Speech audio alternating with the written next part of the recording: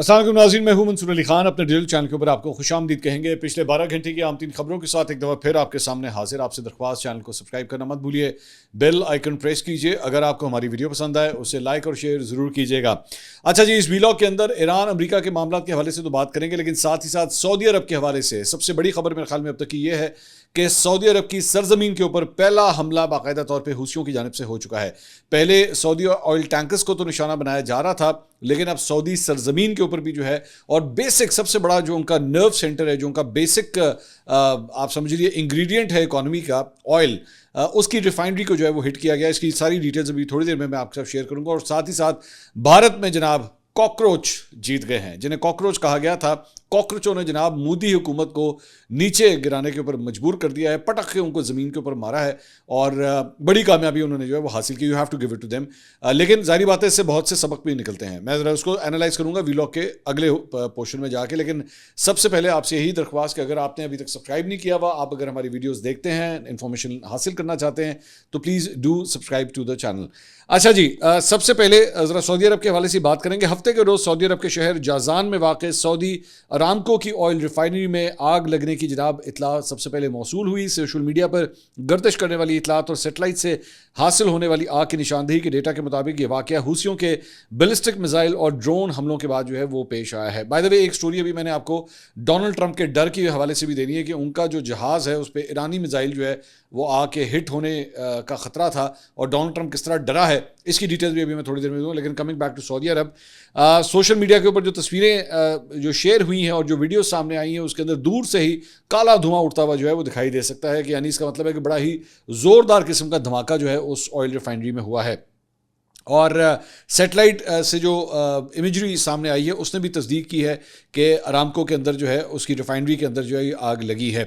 یہ آگ حوثیوں کے میزائل اور ڈرون حملوں کے بعد بھڑکی, جنہیں مبینہ طور پر سعودی شاہی فضائیہ کی جانب سے یمن کی بندرگاہی شہر الحدیدہ پر کیے گئے حملوں کے جواب کے اندر جو ہے وہ کیا گیا. سعودی عرب کے محکمہ شہری دفاع نے ہفتے کے صبح ینبا گورنر اور جازان صوبے کے رہائشیوں کو ممکنہ خطرے سے خبردار کیا, تاہم خطرے کی نوعیت واضح نہیں کی گئی. کچھ دیر بعد شہری دفاع نے اعلان کیا کہ دونوں علاقوں میں خطرہ ٹل چکا ہے اور وارننگ واپس لے لی گئی. فوری طور پر کسی جانی نقصان یا مالی نقصان کی سرکاری اطلاع جو ہے وہ نہیں ملی. علاقائی میڈیا کے مطابق جازان میں کم از کم 5 دھماکوں کی آوازیں جو ہے وہ سنی گئی ہیں, جبکہ اس علاقے کی جانب آنے والی بعض تجارتی پروازوں کا رخ جو ہے وہ موڑ دیا گیا ہے.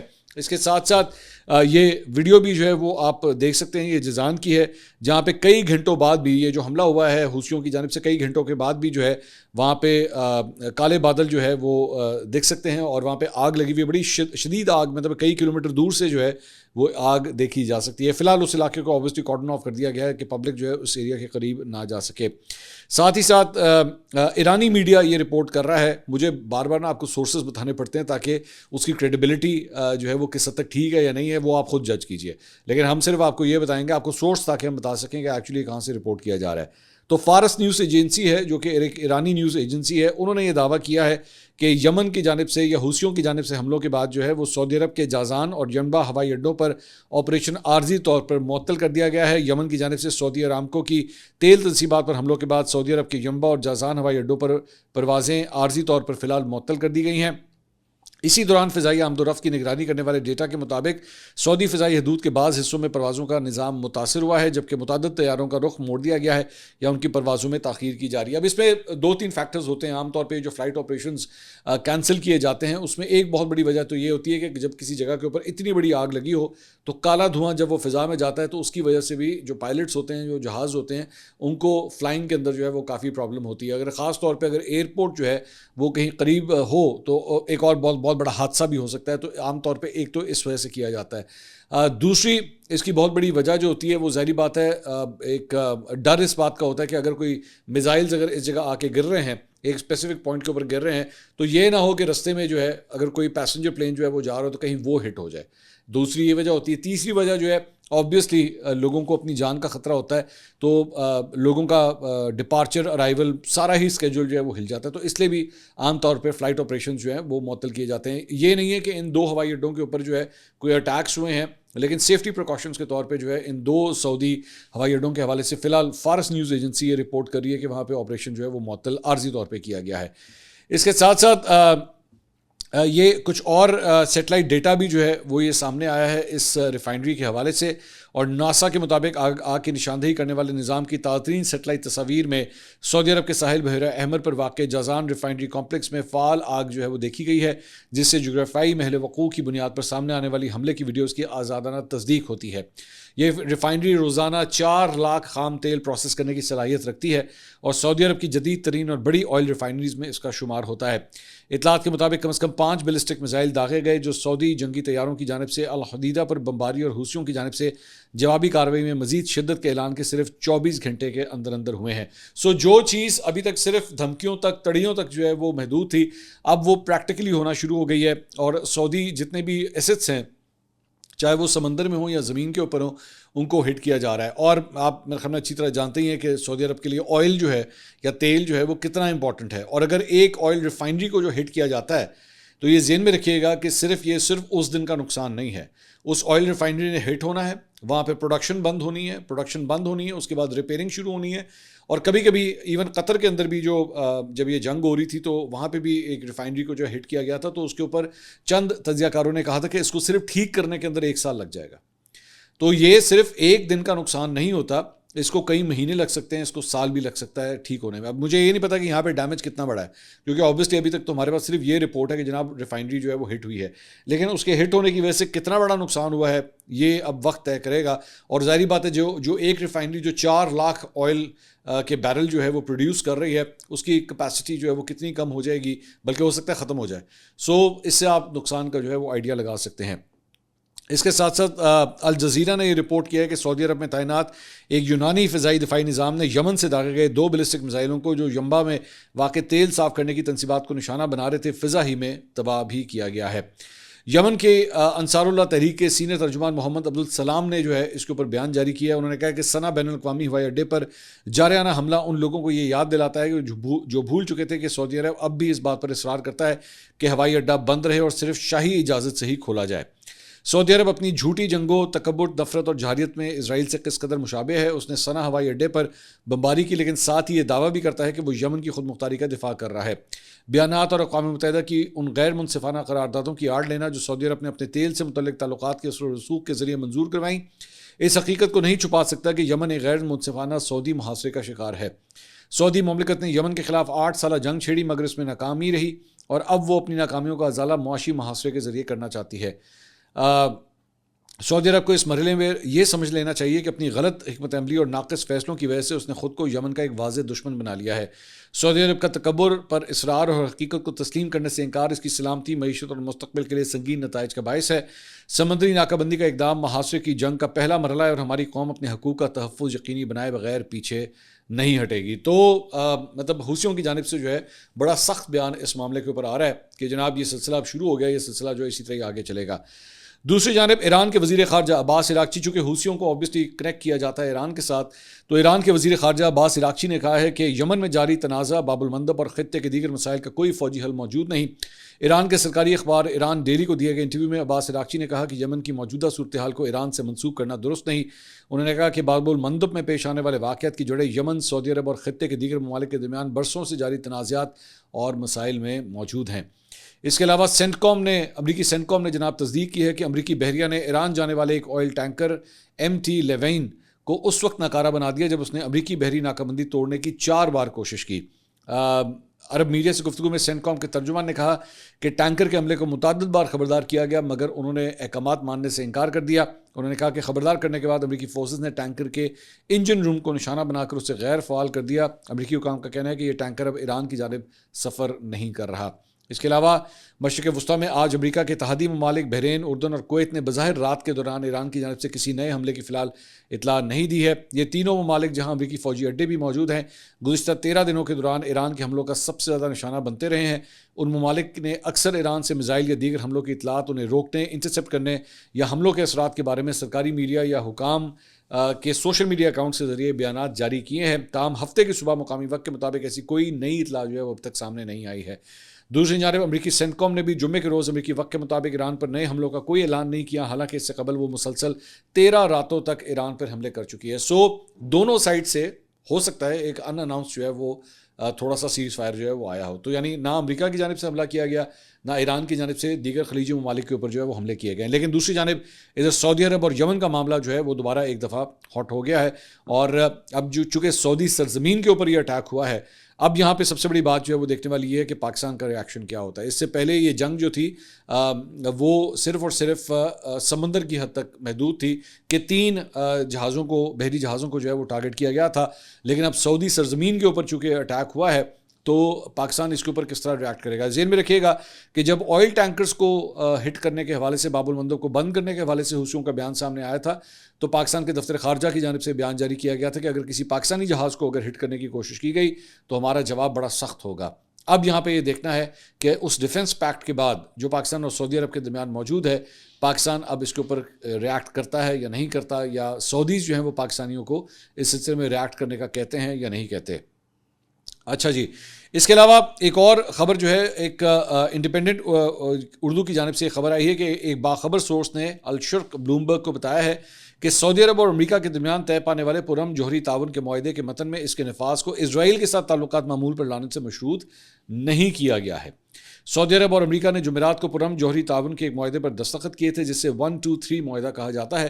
اس کے ساتھ 2 طرفہ حفاظتی اقدامات سے متعلق ایک معاہدہ بھی طے پایا. نام ظاہر نہ کرنے کی شرط پر بات کرنے والے ذریعے نے بلومبرگ کو بتایا کہ اسرائیل کے ساتھ تعلقات معمول پر لانے کے حوالے سے سعودی عرب کا موقف تبدیل نہیں ہوا ہے, اور ریاض اب بھی اس واضح سیاسی راستے پر کاربند ہے جس کا اختتام فلسطینی ریاست کے قیام پر ہو. اسی سورس نے اس سے قبل بھی بلومبرگ کو بتایا کہ ٹرمپ کی جانب سے جوہری معاہدے کو اسرائیل کے ساتھ تعلقات معمول پر لانے سے جوڑنے کا اعلان سعودی عرب کے ساتھ پیشگی مشاورت کے بغیر کیا گیا, اور ریاض کو اس بات کا علم نہیں تھا کہ وہ اس طرح کا تعلق قائم کرنے کی تجویز پیش کریں گے. اچھا جی, اب آ جائیے, ڈونلڈ ٹرمپ کو جناب ڈر لگتا ہے اور ایران سے بہت ڈر لگتا ہے, اور اس سے پہلے بھی یہ خبر آئی تھی کہ جناب انہوں نے قطر کی جانب سے جو انہیں جہاز دیا گیا تھا وہ انہوں نے تبدیل کر لیا تھا, جو کہ نیا جہاز تھا جو انہیں گفٹ کے طور پہ دیا گیا تھا, تو اس کے اوپر سفر کرنے سے انہوں نے انکار کر دیا. انہوں نے کہا جڑا پرانے والا جہاز ہے وہی کڈو باہر, تو اس کے اوپر جو ہے انہوں نے سفر کیا تھا. اب اسی خبر کی کچھ مزید تفصیلات بھی اب سامنے ہیں. By the way, Donald Trump کے لیے جب یہ خبر آئی تھی میڈیا کے اوپر, جب اس وقت یہ رپورٹ ہوا تھا تو ڈونلڈ ٹرمپ بڑے غصے میں آ گئے تھے کہ جناب یہ کس طرح یہ خبر جو ہے وہ سامنے آئی ہے. اب اس کے اندر نیو یارک ٹائمز نے اور گارڈین نے جو ہے وہ مزید اس کے اوپر خبر دی ہے. نیو یارک ٹائمز نے دعویٰ کیا ہے کہ ایرانی پراکسی سے درپیش ممکنہ خطرات کے باعث نیٹو سربراہ اجلاس کے بعد ڈونلڈ ٹرمپ کو آخری لمحے میں اپنا طیارہ تبدیل کرنا پڑا. رپورٹ کے مطابق خفیہ سروس سیکرٹ سروس کے اہلکاروں نے صدر ٹرمپ کو مشورہ دیا تھا کہ وہ ترکیہ سے روانگی کے وقت قطر کی جانب سے تحفے میں دیے گئے نئے ایئر فورس 1 کے بجائے پرانا صدارتی طیارہ استعمال کریں, کیونکہ نئے طیارے میں مخصوص سیکیورٹی اور انسداد دہشت گردی کی جدید ٹیکنالوجی موجود نہیں ہے. اخبار کے مطابق ٹرمپ نے اس مشورے پر عمل کرتے ہوئے ترکیہ سے انگلینڈ کے سفر کے لیے پرانا ایئر فورس 1 استعمال کیا, جس سے قطر کے تحفے میں ملنے والے طیارے کی سیکیورٹی خصوصیات پر بھی سوال اٹھنے لگے. رپورٹ میں دعویٰ کیا گیا کہ اس دوران ٹرمپ اور صدارتی طیارہ دونوں ممکنہ خطرات کی زد میں تھے. سی بی ایس نیوز نے نامعلوم امریکی حکام کے حوالے سے نیو یارک ٹائمز کی رپورٹنگ کی تصدیق کی. سی بی ایس کے ذرائع کے مطابق امریکی سیکرٹ سروس نے صدر کے طیارے پر میزائل فائر کرنے کی خفیہ اطلاع ملنے کے بعد طیاروں کو تبدیل کرنے کا فیصلہ کیا. رپورٹ کے مطابق امریکی حکام کو یقین نہیں تھا کہ ایرانی پراکسی فورسز نئے بوئنگ 7478 کو خاص طور پر نشانہ بنا رہی ہیں. اس کے بجائے انٹیلیجنس نے اشارہ کیا کہ دھمکی خود ٹرمپ اور جس بھی ہوائی جہاز پر وہ سفر کر رہے تھے کی طرف تھا. یعنی بیسکلی ان کا کہنے کا مقصد یہ تھا کہ صرف اس کا جو ٹارگٹ تھا وہ کوئی نیا جہاز نہیں تھا, کوئی بھی جہاز جس پہ ڈونلڈ ٹرمپ جو ہے وہ سفر کر رہے ہوتے, اس حوالے سے یہ دھمکی تھی کہ شاید اسے میزائل سے اڑانے کی کوشش کی جائے گی. خطرے کے بارے میں نئی رپورٹ کردہ تفصیلات پہ سمجھنے میں مدد کرتی ہے کہ وائٹ ہاؤس نے فوری طور پر ہوائی جہاز کو تبدیل کرنے کا فیصلہ کیوں کیا. انہوں نے عطیہ کردہ جیٹ کے ارد گرد جاری سیکیورٹی خدشات کو بھی اجاگر کیا, جسے ٹرمپ نے جلد از جلد استعمال کے لیے تیار کرنے پر زور دیا تھا. یہ دعویٰ اس وقت میں سامنے آیا جب ٹرمپ نے اپنے مشیروں اور کابینہ اراکین کے ساتھ اجلاس میں ایران کے خلاف حملوں میں مزید شدت لانے اور نہ لانے کے اوپر جو ہے وہ غور کر رہے ہیں. یاد رہے کہ ٹرمپ 7 جولائی کو ترکیہ میں ہونے والے نیٹو سربراہ اجلاس میں شرکت کے لیے نئے ایئر فورس 1 میں گئے تھے, تاہم واپسی پر انہوں نے پرانا صدارتی طیارہ جو ہے وہ استعمال کیا تھا. اس کے ساتھ ساتھ امریکہ اور ایران کے درمیان جناب کشیدگی کے باعث عالمی بازار میں خام تیل کی قیمتیں جناب اب تقریباً $110 کے قریب پہنچ گئی ہیں. کروڈ آئل کے فزیکل کاغذ کی بات ہو رہی ہے. فزیکل کاغذ کی قیمتیں اس ہفتے بڑھ کر گزشتہ 2 ماہ کی بلند ترین سطح پر پہنچ گئی ہیں, جن میں بعض کی قیمت $110 فی بیرل تک بھی پہنچ گئی ہیں. اس اضافے کی وجہ ایران اور یوکرین کی جنگوں سے منسلک سپلائی میں رکاوٹیں ہیں, جن کے باعث خریدار فوری فراہمی کے لیے متبادل ذرائع سے تیل حاصل کرنے کی دوڑ میں لگ گئے ہیں. عالمی سطح پر خام تیل کی قیمتوں کے معیار ڈیٹڈ برینٹ جسے دنیا کی 60% سے زیادہ LSCG حقیقی خام تیل کے کاغذ کی قیمت مقرر کرنے کے لیے استعمال کیا جاتا ہے نے جمعرات کے اعداد و شمار کے مطابق $105.70 فی بیرل کی سطح جو ہے وہ چھو لی ہے. یہ قیمت مئی کے آخر کے بعد سب سے بلند ترین سطح ہے اور جون کے آغاز کے بعد پہلی مرتبہ $100 فی بیرل تک کی حد سے جو ہے وہ تجاوز کر گئی ہے. آئیے جناب اب ذرا انڈیا کی طرف چلتے ہیں اور وہاں پہ آپ جانتے ہیں کہ پچھلے کئی دنوں سے جو ایک کاکروچ جنتا پارٹی ہے جو ایک بالکل مذاق کے اندر جو ہے وہ سوشل میڈیا کے اوپر بنی تھی لیکن کرتے ہی کرتے اس کے کروڑوں فالوورز جو ہے وہ بن گئے. ان کی جانب سے احتجاج کیا جا رہا تھا نئی دلی میں جنتر منتر پہ اور ان کا جو مطالبہ تھا وہ یہ تھا اور معاملہ جو ہے پیپر لیکیج کا ہے کہ جناب وہاں پہ پیپرز جو ہے وہ لیک ہوتے تھے اور اس میں 20 سے زیادہ طلبہ جو ہے انہوں نے خودکشیاں کر لی تھیں اس سارے معاملے کے اوپر. تو اسٹوڈنٹس کی جانب سے بڑا سخت اس کے اوپر احتجاج کیا جا رہا تھا. بڑا سویر قسم کا کریک ڈاؤن جو ہے ان اسٹوڈنٹس کے اوپر کیا گیا, لاٹھی چارج کیا گیا, آنسو گیس فائر کیے گئے, کئی اسٹوڈنٹس کو جو ہے وہ اریسٹ کیا گیا, حراست میں لیا گیا. یہاں پہ راہل گاندھی جو کانگریس کے سربراہ ہیں ان کی جانب سے بھی جو ہے وہ احتجاج کیا گیا, وہ بھی ان کے ساتھ شریک ہوئے. کئی بالی ووڈ سٹارز جو ہیں فزیکلی بھی وہاں پہ گئے اور سوشل میڈیا کے اوپر بھی جو ہے انہوں نے اپنے غم و غصے کا انہوں نے اظہار کیا. اور مطالبہ جو سب سے پہلا جو بڑا مطالبہ تھا وہ یہ تھا کہ وزیر تعلیم دھرمیندر پردھان جو ہیں وہ استعفیٰ دیں, اس نااہلی کے اوپر جو ہے وہ استعفیٰ دیں. اب سینٹرل گورنمنٹ جو انڈیا کی سینٹرل گورنمنٹ مودی کی جو حکومت ہے اس نے کافی دیر تک کئی ہفتوں تک جو ہے ایکچولی اس معاملے کو ٹال کے رکھا کہ نہیں ہوگا نہیں ہوگا. لوگوں نے بھوک ہڑتال کی اس کے اوپر, مطلب بڑی کرٹیکل قسم کی 20 دن سے بھی زیادہ کی جو ہے وہ بھوک ہڑتال وہاں پہ کی گئی. لیکن جو سینٹرل گورنمنٹ تھی, مودی کی گورنمنٹ تھی, وہ جھکنے کے لیے تیار نہیں تھی. لیکن آج بالآخر انڈیا کے وزیر تعلیم نے جناب استعفیٰ دے دیا. کاکروچ جنہیں کہا گیا, یہ بیسکلی ایک جج کے ریمارکس ہے کہ اسٹوڈنٹس کو جو ہے وہ کاکروچ کے نام سے پکارا گیا اور وہیں سے مذاق جو ہے وہ شروع ہوا. الٹیمیٹلی کاکروچوں کی جو ہے وہ جیت ہو گئی اور انڈیا کے جو منسٹر فار ایجوکیشن ہے دھرمیندر پردھان, انہوں نے اپنے عہدے سے استعفیٰ دے دیا. سوشل میڈیا کے اوپر جو ہے ایک اسٹیٹمنٹ ان کی جانب سے جاری کی گئی اور انہوں نے کہا کہ انہوں نے اپنا استعفیٰ جو ہے جمع کرا دیا, ان کا استعفیٰ جو ہے ایکسیپٹ بھی ہو چکا ہے اور یہ نریندر مودی کے بطور وزیر اعظم دور حکومت میں عوامی دباؤ کے نتیجے میں یہ پہلے کسی منسٹر کا استعفیٰ ہے. انہوں نے اپنے اس استعفے میں لکھا, میرے نوجوان دوستوں, گزشتہ 4 دہائیوں سے میں نے خود کو طلبہ, اساتذہ اور تعلیمی اصلاحات کے مقصد کے لیے وقف کر رکھا ہے. میرا ہمیشہ یقین رہا ہے کہ ایک مضبوط, جامع اور مستقبل بین تعلیمی نظام ایک مضبوط قوم کی بنیاد ہوتا ہے. باقی میں زیادہ ڈیٹیل میں ہی جاؤں گا. انہوں نے کہا کہ جناب میرا عزم ہے کہ ملک کے نوجوانوں کو الجھن اور انتشار کے جال میں پھنسنے نہیں دیا جائے گا. جنتر منتر اور ملک بھر کی صورتحال کو مد نظر رکھتے ہوئے اس مقصد کے ساتھ کہ ملک دشمن عناصر صورتحال کا فائدہ نہ اٹھا سکیں, قومی اتحاد برقرار رہے, کسی بھی بھارتی طالب علم کا مستقبل قانونی پیچیدگیوں میں نہ الجھے اور ہمارے بچے اپنی تعلیم اور مستقبل کی تعمیر پر توجہ مرکوز کر سکیں, میں نے وزیر اعظم کے سامنے اپنا استعفیٰ پیش کر دیا ہے. اچھا, اب عام طور پہ تو منسٹر فار ایجوکیشن جو ہے وہ ٹھیک ہے امپورٹنٹ ہوتا ہے, لیکن اوبیسلی کسی بھی کیبنٹ کے اندر میرے خیال میں جس طرح ہوم منسٹر ہو گیا, فورن منسٹر ہو گیا, فائنانس منسٹر ہو گیا, منسٹر آف ایجوکیشن جو ہے عام طور پہ ایک سٹیپ جو ہے وہ کم ہوتا ہے. بلکہ پاکستان میں تو 18ویں ترمیم کے بعد یہ شعبہ ہی جو ہے وہ صوبوں کے پاس جا چکا ہے.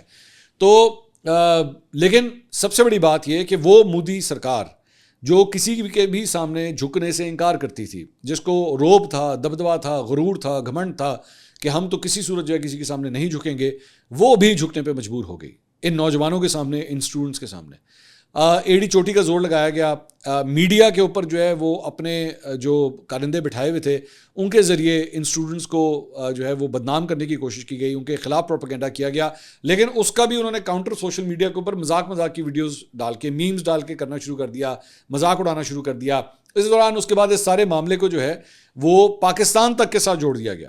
مطلب دلی پولیس کی جانب سے خاص طور پہ ٹویٹ کی گئی کہ جناب یہاں پہ تقریباً کوئی 450 اکاؤنٹس پاکستانی اکاؤنٹس ہیں جو ان اسٹوڈنٹس کو سپورٹ کر رہے ہیں. مطلب ان کی عادت ہے, میں پہلے بھی بات کر چکا ہوں کہ ان کی عادت ہے کہ کسی دوسرے ملک کے اوپر جو ہے ذمہ داری ڈال دی جائے. اب بندہ پوچھے کہ چلیں 1 منٹ کے لیے آپ کی بات مان لیتے ہیں, آئیے پھر آپ کی بات مان لیتے ہیں کہ جناب 450 سوشل میڈیا پاکستانی اکاؤنٹس جو ہیں وہ ان اسٹوڈنٹس کو سپورٹ کر رہے تھے.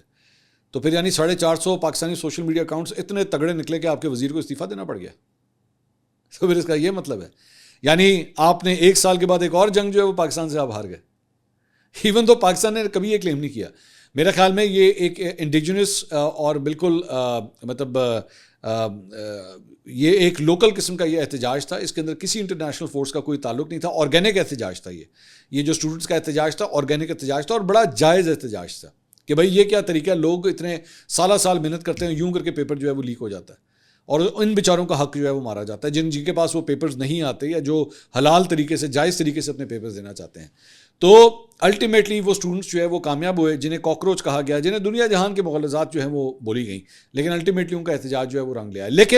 لیکن ابھی بھی یہ احتجاج جو ہے ان کے مطابق یہ ابھی پورا نہیں ہے، کیونکہ ان کا یہ کہنا ہے کہ 3 میں سے ابھی تک ہماری صرف ایک ڈیمانڈ جو ہے وہ پوری ہوئی ہے، اور وہ ہے وزیر تعلیم کا استعفیٰ. دوسرا انہوں نے کہا ہے کہ جناب جتنے بچے جنہوں نے اس سارے معاملے کے دوران جو ہے پیپر لیکیج کی وجہ سے جو ہے وہ سوسائڈس کی، انہوں نے خودکشیاں کی، ان کی فیملیز کو کمپنسیٹ کیا جائے، 1-1 کروڑ روپے جو ہے ان کو دیا جائے. اور تیسرا انہوں نے کہا کہ وہ دلی پولیس جن کی جانب سے ان اسٹوڈنٹس کے اوپر جو ہے وہ لاٹھی چارج کیا گیا، کیونکہ دلی کے کمشنر کو بھی جو ہے وہ حال ہی میں تبدیل کیا گیا تھا، اور جیسے ہی وہ اس کمشنر کو چینج کیا گیا تب سے بڑے بروٹل طریقے سے جو ہے ان اسٹوڈنٹس کو ڈیل کیا گیا.